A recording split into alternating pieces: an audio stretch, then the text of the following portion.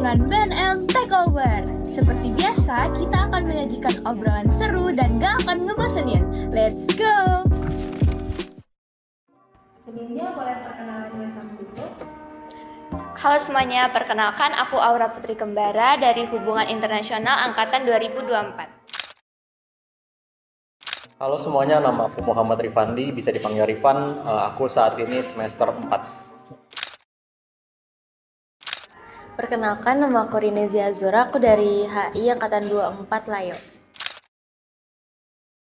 Nama saya ini Faiz Al-Ahsan Dizikri dari Angkatan 2024 Hubungan Internasional.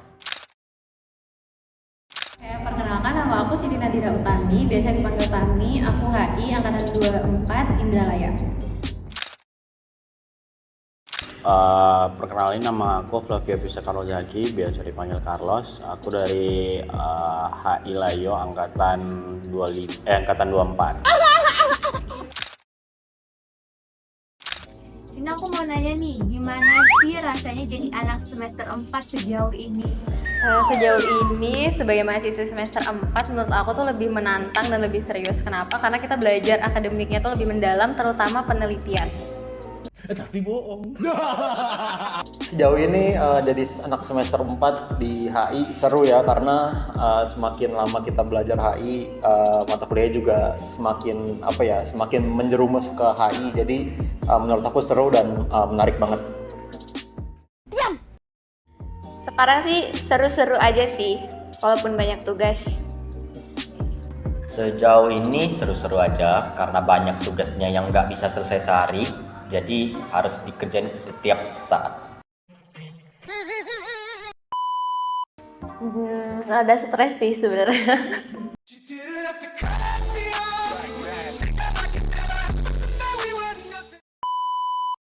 Sejauh ini sih kadang enjoy, kadang ya sibuk aja lah. Sok sibuk aja sih. Sok sibuk aja sih. Jadi sibuk nggak ngapa-ngapain. Di semester 4 ini. Lebih sering ngerasa santai atau malah makin hektik di semester ini? Kalau ditanya mungkin lebih merasa santai akhir-akhir ini. Woi, lagi santai kawan. Kalau semester ini sih kadang ngerasa hektik, kadang lumayan santai juga. Untuk semester ini sih kalau misalkan santai enggak, hektik juga enggak. Jadi ya sebenarnya stabil aja sih antara santai dan juga hektik. Ya biasa aja lah.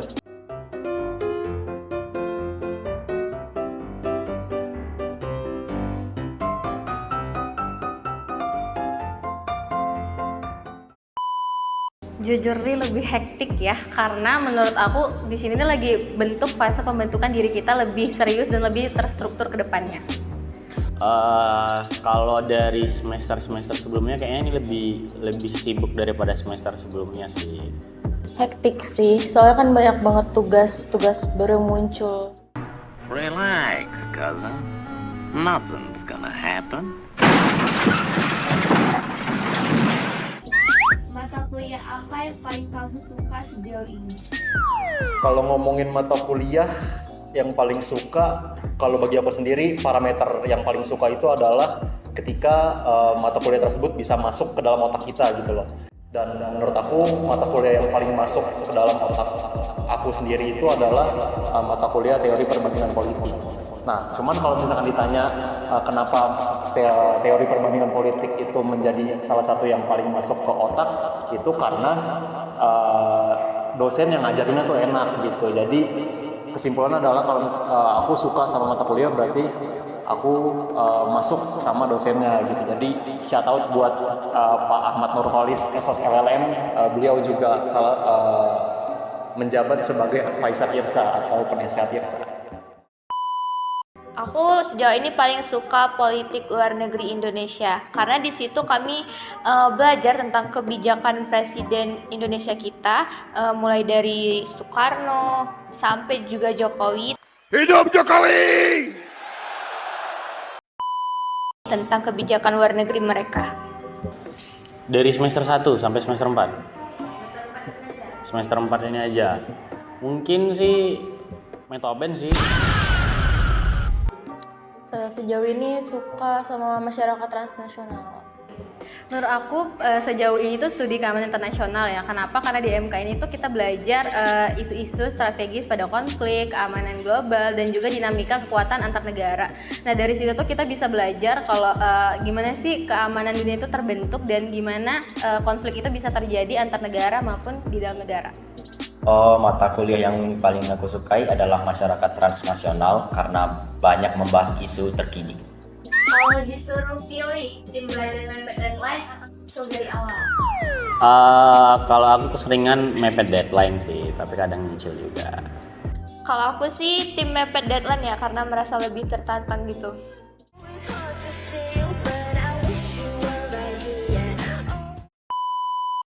Kalau aku sih idealnya lebih nyicil dari awal. Kenapa? Karena tugasnya itu lebih maksimal dan nggak terburu-buru. Sedangkan mepet deadline itu kan nggak maksimal, terus kita nggak tahu salahnya bakal di mana. Tentunya kalau aku pribadi milihnya nyicil sih, karena nggak bisa tidur kalau masih ada tugas yang belum siap. Mepet deadline realistis aja sih. Itu tergantung motivasi. Kalau misalkan dia biasanya sih commonnya adalah mepet deadline ya. Cuman kalau misalkan motivasinya lagi bagus, itu dari jauh-jauh hari bisa kita kerjain gitu. Selamat berjuang. Terima kasih. Sukses.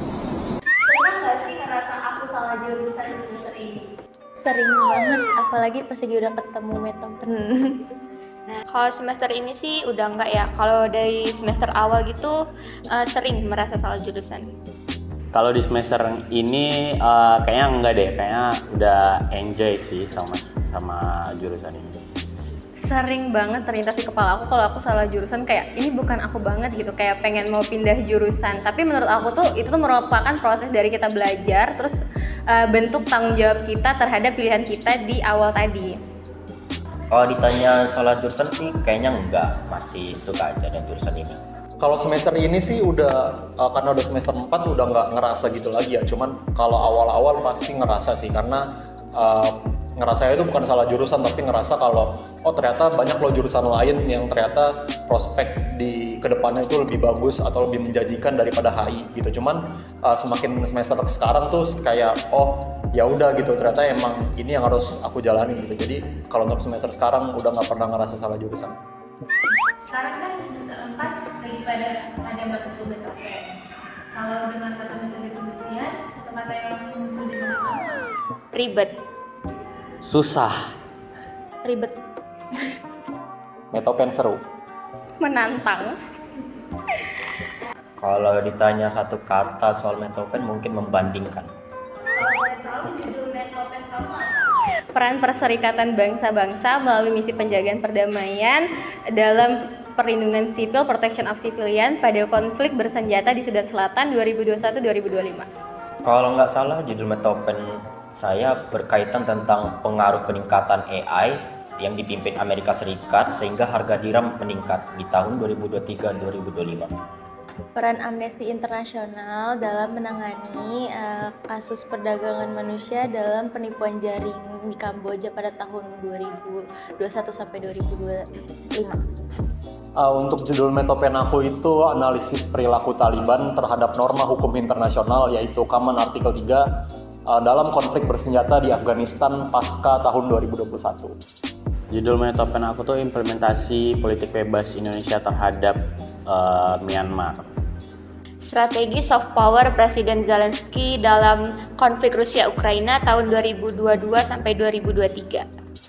Seberapa sering kamu dengar kata revisi dalam mata kuliah metopen? Sejauh ini untuk revisi di metopen baru 3 kali. Wah, banyak banget sih revisi dari judul aku kemarin. Revisi dalam metopen itu tiap minggu sih, tiap minggu aku pasti revisi, karena setiap minggu kan pasti itu ada tugasnya masing-masing tuh, dan itu pasti ada aja revisinya gitu. Cuman ya itu sih paling. Kalau dari metopen aku sih baru dapat sekitar 3 kali kayaknya deh. Cukup sering sih, kurang lebih udah 4 kali aku kena revisi. Cukup sering ya, setiap MK metopen itu pasti dengar kata revisi. Tapi itu menurut aku sih itu yang ngebentuk kepribadian kita dan kualitas penelitian kita ke depannya. bagian mana dari penelitian yang menurut kamu paling susah? Paling susah itu di bab 2 pastinya di penelitian terdahulu, karena kita harus nyari sumber yang cukup banyak untuk kemudian jadi landasan penelitian kita gitu. Menurut aku yang paling susah itu menentukan literatur review. Paling susah untuk dikerjakan itu mungkin di bagian literatur review mungkin ya. Bagian yang paling susah nyari literatur review. Yang paling susah adalah mencari data primer dan juga data sekunder, karena itu informasi pemerintahan dan itu berbayar. Menurut aku itu latar belakang sama menemukan research gap, karena kalau dari awal udah nggak bisa, pasti selanjutnya di bab selanjutnya itu nggak akan terbentuk penelitiannya. Bagian mana yang paling penting dan utama dalam mengerjakan metopen? Bagian penting mungkin sih kayaknya di kerangka konseptual deh kayaknya. Latar belakang, soalnya kan itu awal dari segalanya. Kalau yang ditanya tentu soal data premier, karena ini tuh adalah metopen yang menggabungkan argumen kita dengan fakta yang ada. Menurut aku latar belakang sih, karena latar belakang itu merupakan fondasi terkuat dari semuanya. Karena kalau nggak bisa latar belakangnya, pasti selanjutnya juga nggak bakal bisa. Kalau bagian yang paling penting sih udah pasti dari bab 1 sampai bab 3 ya, karena itu mencakup pendahuluan sampai landasan teori kita. Itu yang paling penting sih, karena kedepannya kita tinggal meneliti aja gitu. Kalau menurut aku yang paling penting itu latar belakang, karena itu merupakan awal dari penelitian kita. Ada pesan atau tips nggak buat yang lagi belajar metode penelitian? Kalau pesannya semangat aja terus. Triksnya tuh ya sebenarnya jangan ngerjain metopen mepet deadline sih. Soalnya nanti pasti kayak nggak bisa cross check lagi gitu. Kalau menurut aku sih jangan mepet deadline ngerjainnya, karena kalau ngerjain metopen itu kita butuh banyak baca jurnal juga dan itu nggak akan bisa selesai dalam 1 hari. Yang pertama itu konsisten dari awal, jangan ditunda-tunda dan jangan takut revisi. Kenapa? Karena revisi sendiri itu membentuk kualitas penelitian kita ke depannya. Jadi jangan. Mungkin kalau tips dan pesan dari saya, buatlah judul yang kamu sukai, tapi juga berfokus dengan data yang ada, jangan cuma argumen saja. Pesan dan tips, mungkin kalau pesan sih kayaknya semangat terhadap mata kuliah metopen itu, karena ya tahulah sama-sama susah. Terus untuk tipsnya mungkin jangan ngerjain di mepet deadline aja. Sebenarnya harusnya aku nih yang dikasih tips nih, karena aku yang sekarang lagi ngerjain metopen. Cuman mungkin tipsnya untuk nanti ya, mungkin adik tingkat yang bakal ngerjain metopen, pesannya adalah semangat, metopen gak semenyeramkan gitu kok.